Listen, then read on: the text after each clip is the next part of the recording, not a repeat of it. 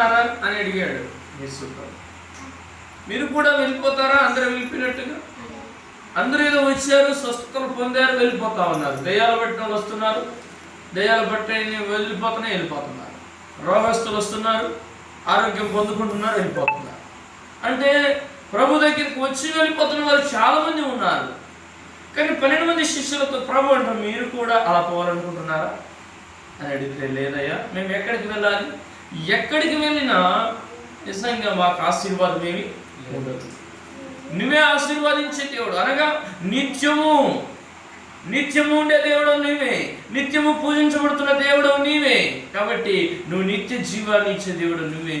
నిన్ను దాటి మేము వెళ్ళలేము, నీకు వేరుగా మేము ఉండలేము. నువ్వు పరిశుద్ధుడు అయ్యా అంటే నీ దగ్గర మేము ఉండాలి. ఇది వాళ్ళ ఆలోచన. ఈరోజు తల్లి చెల్లి కట్టాలన్నా దేవుని మాటలు మనం వింటా ఉన్నాం. ఆ పరిశుద్ధుడి దగ్గర ఉండడానికి శిష్యులు ఎన్నుకున్నారు.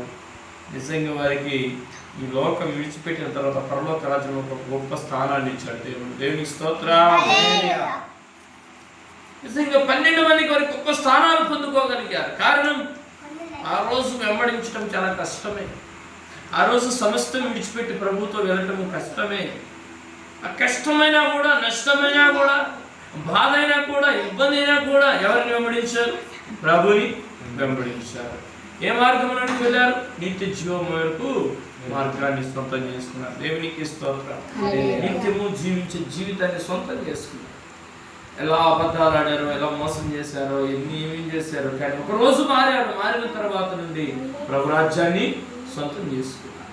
ఈరోజు చాలా మంది ప్రారంభిస్తారు, కానీ ఈ భక్తి జీవితంలో ముగింపు అనేది ఎలా ఉంటుంది అని మన జీవితాన్ని మనం పరిచయం చేసుకోవాలి. అంటే అని అడిగాడు యేసు. మీరు కూడా వెళ్ళిపోతారా? అందరూ వెళ్ళిపోయినట్టుగా అందరూ ఏదో వచ్చారు, స్వస్థతలు పొందారు, వెళ్ళిపోతా ఉన్నారు. దయ్యాలు పట్టిన వాళ్ళు వస్తున్నారు, దయ్యాలు పట్టి వెళ్ళిపోతున్నారు. రోగస్తులు వస్తున్నారు, ఆరోగ్యం పొందుకుంటున్నారు, వెళ్ళిపోతున్నారు. అంటే ప్రభు దగ్గరికి వచ్చి వెళ్ళిపోతున్న వారు చాలా మంది ఉన్నారు. కానీ 12 మంది శిష్యులతో ప్రభు అంటారు, మీరు కూడా అలా పోవాలనుకుంటున్నారా అని అడిగితే, లేదయ్యా, మేము ఎక్కడికి వెళ్ళాలి? ఎక్కడికి వెళ్ళినా నిజంగా మాకు ఆశీర్వాదం ఏమి ఉండదు. నువ్వే ఆశీర్వాదించే దేవుడు, అనగా నిత్యము ఉండే దేవుడు నీవే, నిత్యము పూజించబడుతున్న దేవుడు నీవే. కాబట్టి నువ్వు నిత్య జీవాన్ని ఇచ్చే దేవుడు నువ్వే. నిన్ను దాటి మేము వెళ్ళలేము, నీకు వేరుగా మేము ఉండలేము. నువ్వు పరిశుద్ధుడు అయ్యా అంటే నీ దగ్గర మేము ఉండాలి. ఇది వాళ్ళ ఆలోచన.